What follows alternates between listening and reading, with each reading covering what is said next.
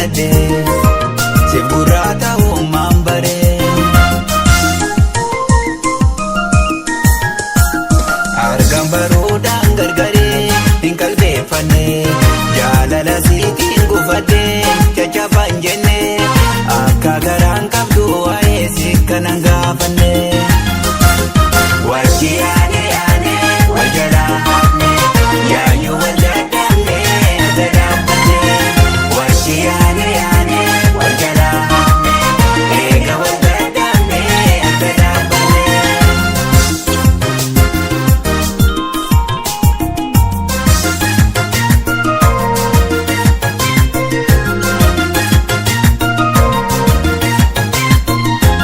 Madaala gubbaa dhaabbattee kunnaa kijibaa baadhattee raada eegee deegaa nagalaafattee. Madaala gubbaa dhaabbattee kunnaa kijibaa baadhattee raada eegee deegaa nagalaafattee.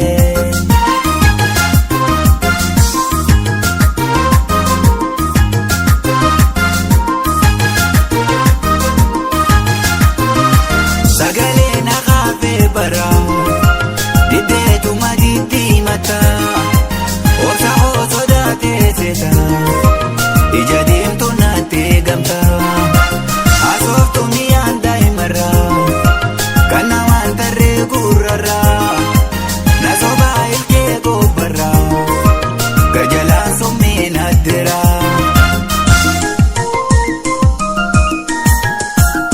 Obsa isiin narra kutee dachiin taaheefi dhoysee balaarratti cabsee hedduu baadhisee gorsee jibbaatee mifirraa dhiisee dubbii isee.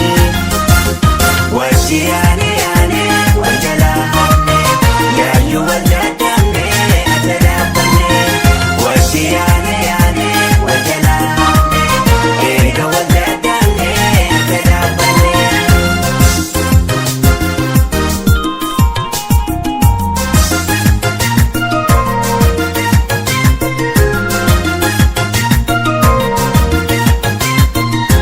Madaala gubbaa dhaabbattee kunnaa kijibaa baadhattee raada eegee deegaa nagalaafattee. Madaala gubbaa dhaabbattee kunnaa kijibaa baadhattee raada eegee deegaa nagalaafattee.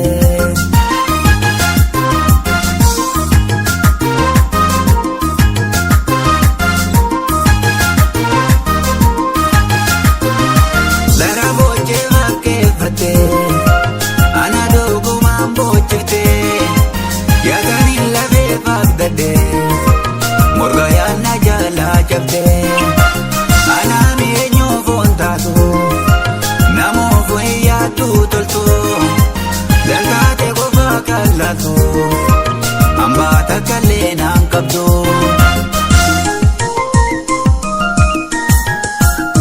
Hantuutaaf lubbuu da'elaa taphaa turree yoo dhungataan nama jeniintee takka siin garree jambarii waan dhagaa jalaa isiin bofaa miree. Wajji yaane yaane wal jalaa hafne yaayyuu wal dadhabne adda dhaabbanne wajji yaane yaane wal jalaa hafne eega wal dadhabne adda dhaabbanne.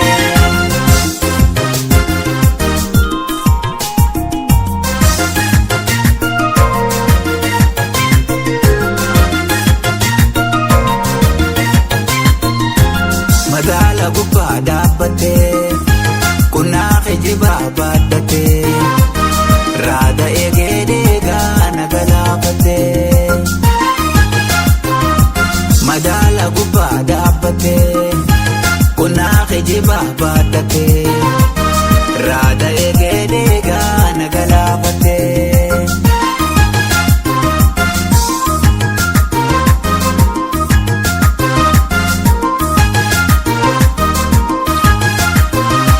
Rakkoon tosi laaleessitu sadoon tosi gammachiiftu lubbuun jiraachuu honfeetu dhabamaa fooyyaddaa hamtu.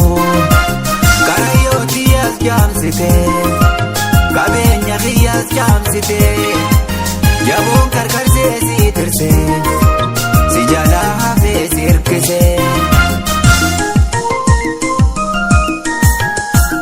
bultiin ka'ee alaa mana koo cufa si diige badii dhoysuuf jala fiige caccabee diige allagatee irraa baqatee gocha isee jibbee